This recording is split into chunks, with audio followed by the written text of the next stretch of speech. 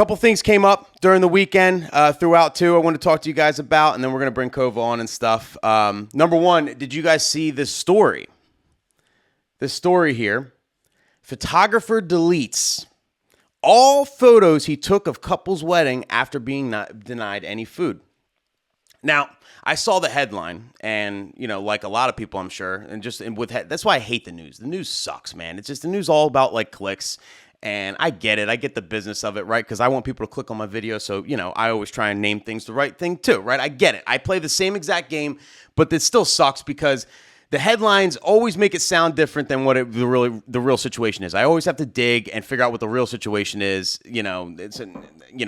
Anyway, you read the headline and it sounds to me like the photographer just had the craziest case of being hangry and decided to just delete all the photos and leave because they didn't eat soon enough, right? How dare you not feed me soon enough, right? Or, how dare you not let me eat? So I'm just going to get out of here and delete all your photos, right? Even being denied to eat, it's like, wow, how could you ruin the whole wedding like this? The context of the story is interesting and it brings up some good points. So I'm not going to read the whole thing, but the guy started at 11, like just every photographer does, right? And he did the whole day, right? He agreed to do it for $250, okay? He was a friend of a friend or something. He's like, listen, I'll shoot your wedding for $250, which if you know what photographers charge, that is insanely cheap, right? Insanely. Like the average photographer charges about $2,000 in the United States. So to shoot a wedding. So this is 10%. This is 90% off essentially, okay? Right? But that's his own fault for doing it. He said, I told the groom, this is his side of the story, okay, that nobody's telling. Everybody's just doing the headline, that's everything, and that's it. I told the groom I need to take off 20 minutes to get something to eat and drink. There's no open bar or anything. I can't even get water, and 2 water bottles are long empty. He tells me I need to either be the photographer or leave without pay. So that's what happened. So the photographer finally said, hey, listen, you care, I'm going to go get something to eat. I got to get some water. I haven't had water in a while. I'm super thirsty and I haven't eaten all day, da-da-da. The groom told him, you either play photographer for the whole day and don't take no breaks, or you can just leave and you're not getting paid, okay? And then he said, it was hot and he was hungry and he was super annoyed at the whole circumstance. And after the groom just saying, listen, either keep shooting or just leave without pay, the dude said, fuck it, and left without pay and made sure before he left, he deleted all the pictures right in front of him. So you can't blame him. You can't blame him. Because that would have pissed me off too. It's like, bro, I'm already doing this for $250. I'm doing it super cheap for you, trying to help you out. And then you're gonna come at me like you won't let me go eat and drink real quick. Not even like, hey, just do this, man, and then go eat and drink for a couple minutes, and then we'll be good. Not even an option. Just listen, you go, you're not getting paid. So, that context matters, I think. You know what I mean? So I'm kind of on the photographer's side, other than the fact they were so cheap.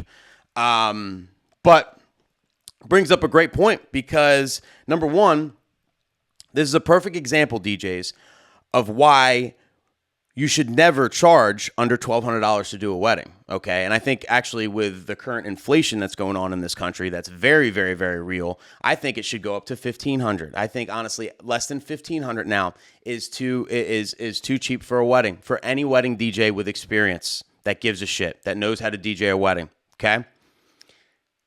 It's just, they're just... Look at the gas prices, everything. You should be charging $1,500 at least, okay? And if you don't, if you charge less than that, you're going to get clients like this. And the clients that are willing to have a photographer for $250 or a DJ for $250 or a video guy for whatever, a client who is willing to have a vendor this inexpensive, this cheap, okay? The only reason why they're willing to even risk everything with that is because they don't value the service. They said, hey, will you shoot my wedding? I'll give you $250. All right, cool. All right, we're good. They don't care about the pictures. They don't care. They don't think it's a big deal. Any clients that hire a DJ for $400, $600, even $800, $1,000, they don't care about the DJ. They just know they need music. They need someone to say the announcements. They think every DJ is the same. It is what it is. Why am I going to pay all this money for some big fancy DJ? This guy's got speakers. He's got all the music. Look, his website says he has 300,000 songs. It's all we need. Right?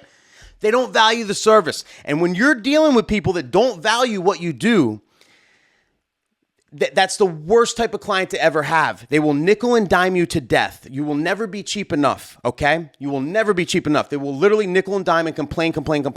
They will micromanage everything you do, everything you play. They're gonna give you specific stuff to do. You have to do this, and play this, because they don't, there's no expertise here. They don't think they don't value it. They don't think there's an expertise. They don't think that you know what you're doing. They think that wedding DJs just press play. So they're going to micromanage every single thing you do, everything you say, everything.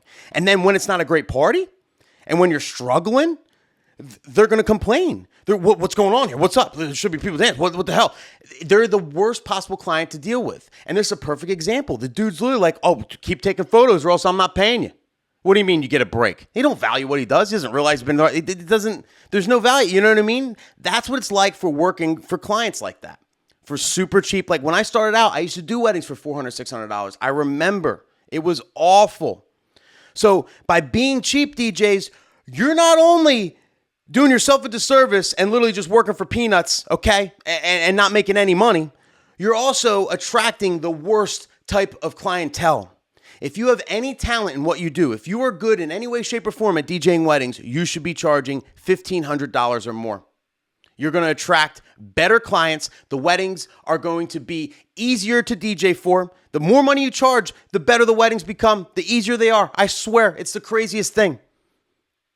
People are going to value you for what you do. They're going to allow you to do your thing. They're going to trust your expertise. They're going to be easier to work for. And life will be grand. And you're going to be making good money, plus DJing great weddings, plus getting great content, plus working at nicer places, plus eating better food. So all around, it's just better all around. Stop being so cheap. Stop like charging nothing to do what you do. We all, as a collective, need to raise our prices. Okay, if you're one of those people, this is a prime example. Raise your prices.